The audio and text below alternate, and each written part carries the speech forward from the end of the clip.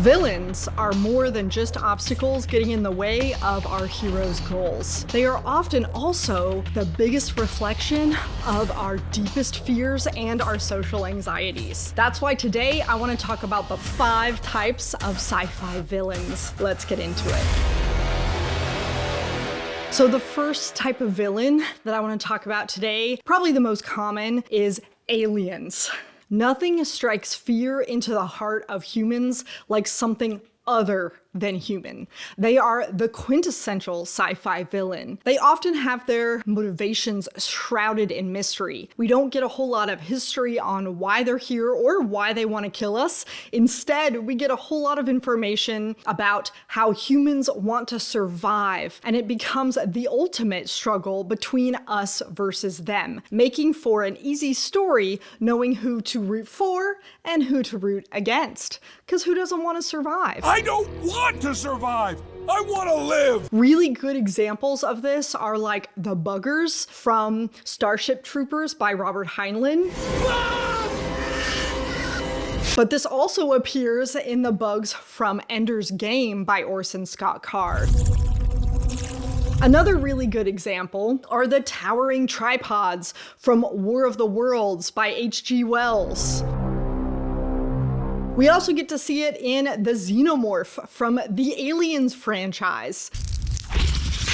And we also see it even in smaller foes in more recent books, like the Astrophage from Project Hail Mary by Andy Weir. These all represent malevolent forces that are trying to get us. But if we want to sophisticate these villains, what we have to do for the aliens is we have to clarify their motivations. We have to explain why it is they are so hell-bent on taking out the population. And this is what tends to complicate and appear in multiple subsequent books with the us versus them alien type of a story. Now, when we take away that contrast of us versus them, it tends to muddy the waters of what is right versus what is wrong. And it also tends to hold up a little bit of a mirror towards humanity, showing us what we would look like in the face of fear and desperation. And let me tell you, it's not always a pretty picture. Moving into the second type of villain, we have AI, or artificial intelligence. These are beings that typically start as relatively benign and grow into something more. Soon with artificial intelligence! They're usually representing the crime of unrestrained logic. This is where they don't have the boundaries of emotions or morality the way that humans do, and so it leads them to the inevitable conclusion that everything would be better off without humans. And I will put an end to your disgusting, inefficient biology. The examples in this category that I'm thinking of are going to be HAL 9000 from 2001: Space Odyssey, probably one of the biggest quintessential examples of villains in this category. I'm sorry, Dave. I'm afraid I can't do that. Other ones might also include Wintermute from Neuromancer by William Gibson, or even Skynet in the Terminator saga. There are lots more examples, but these are the 3 most recognizable. And they force us to ponder the question of what happens when our creations outsmart us. Now, to complicate or sophisticate maybe these particular villains, we have to ask ourselves, what are the boundaries that prevent humans from becoming this, and can we program that? Also, we have to ask the question, did the machine evolve beyond its programming, hence the idea of artificial intelligence? And if it did or didn't, was it ultimately our fault because we should have developed a way or a workaround to prevent this from happening? Number 3 is the Indefinable. These are the creatures that are not human but not alien. They're not AI, but we don't really know what they are. What the hell are you? Think about those that could be genetically other or things that are a combination of many different kinds. What's interesting about this particular category is that their motivations are very ambiguous and indefinable. They are often both a dual nature. They are the agents of chaos. So they could be both humanity's doom and its savior all in the same book, which makes for a very unpredictable story and a fantastic villain. However, because these beings are so powerful, but also so ambiguous, they really challenge our understanding of good and evil and the dual nature in us ourselves. Some examples of this would include the Shrike that takes place in the Hyperion Cantos by Dan Simmons. I would also probably categorize creatures like the Cthulhu, which comes from the horror sci-fi genre, a creature that is both anciently wise and yet very malevolent at the same time. And who can forget the very haunting space vampires in Blind Sight by Peter Watts, whose predatory nature leaves us with some profound questions about the nature of existence itself. What makes them so special is their ambiguity and the mystery that shrouds their motivations. But these villains are often also the hardest to pull off. So you'll have to let me know in the comment section down below if you know of any other indefinable creatures with a dual nature that are agents of chaos.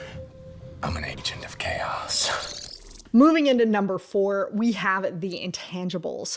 These are the villains that we can't touch, but we know they're there. That's because most of these are either a fact of our existence or there are subconscious fears. Those things that we have to face every day, every lifetime, but we often choose to ignore. I'm talking about examples like the specter of death and facing our own mortality and survival instincts with books like The Martian by Andy Weir. We also have The Fall of Moondust by Arthur C. Clarke, or even The Explorer by James Smythe. Another good example might also be The Relentless March of Time. This exposes our regrets and our wish to get it right the very first time. Some classic examples would be time travel novels like Timeline, but it also covers those time loop books like End of Eternity by Isaac Asimov or The First 15 Lives of Harry August. Another one is the looming danger of a hostile environment, as represented by, say, a dying planet. Think the book Cage of Souls by Adrian Tchaikovsky or Dying Earth by Jack Vance. But we also have things that are outside of our control. For example, an asteroid that's hurtling towards Earth in Lucifer's Hammer by Larry Niven. Or we also have the destruction of our moon, as represented by Seven Eves by Neil Stephenson. Well, the entire moon is destroyed, right? Finally, we arrive at the last type of villain at number 5. This is the most unsettling villains of all, humans ourselves. This is unsettling because as members of our race, we're gifted with the knowledge of good and evil, say. If we as humans are able to look at the great things that we're capable of, we also have to be able to face those things and those evil parts of us that we are also capable of. And that can be a really tough pill to swallow. Now, I have broken this category down into 2 subcategories. The first one is going to be humans as a collective force. These are large collective forces that manipulate society, that persecute individuality, and that remove freedoms from the whole. Why don't you explain this to me like I'm 5? If you don't know what I'm talking about, a really good example would be Big Brother from 1984 by George Orwell. I think almost everyone is aware of this big bad sci-fi villain, but there are other ones out there, including the state as represented in Handmaid's Tale by Margaret Atwood. We also have evil corporations as represented in Snow Crash by Neil Stephenson. And of course, we have District 1 in The Hunger Games by Suzanne Collins. I think you get that this is a collection or a group of either rules of a government. You could even add a religion mixed in if you wanted to. This is some kind of social convention or group of people, a political party of some kind that we have all either secretly agreed to hold up the standard, or we have been taken over and forced into fitting these molds. This makes for an easy villain to hate because it is representative of all those things that we don't like. But it's also really difficult because while there is often a head person, it's really difficult to fight against a societal ideal or a governmental policy. The correct answer is we get a teenager who has a tragic love interest and it only takes 3 books to take him down. Am I right?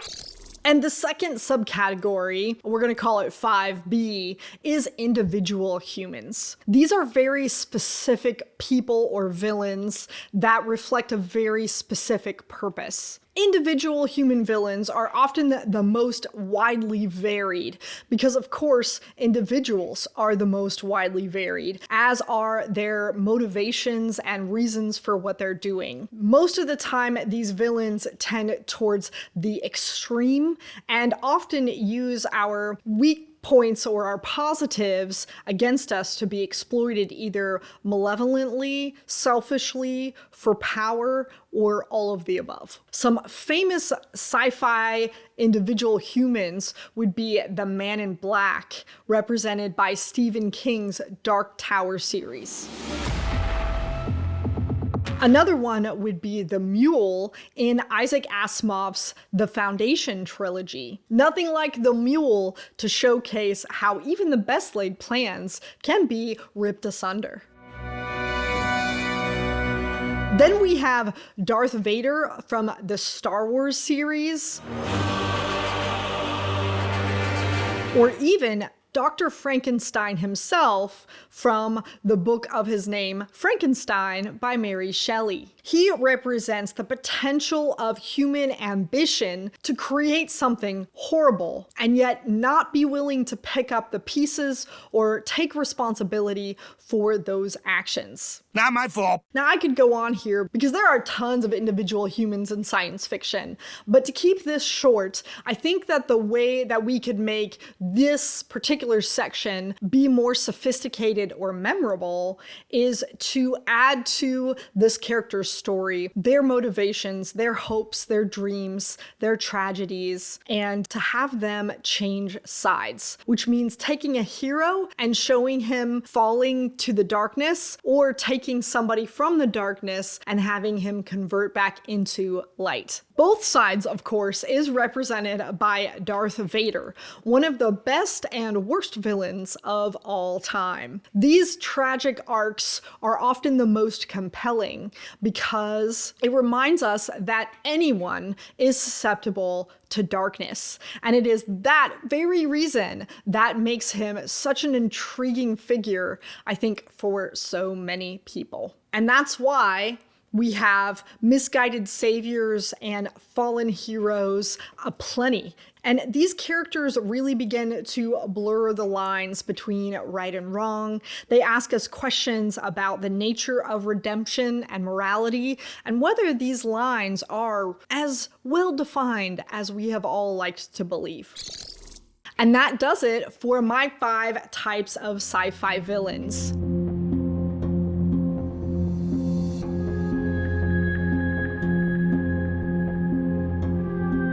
Do you have any villains that are notorious that would fit into these categories? Or is there a villain you can think of that won't fit into these? Let me know in the comment section down below, and I wish you guys a safe and happy Halloween this year. I hope to see you in the next video.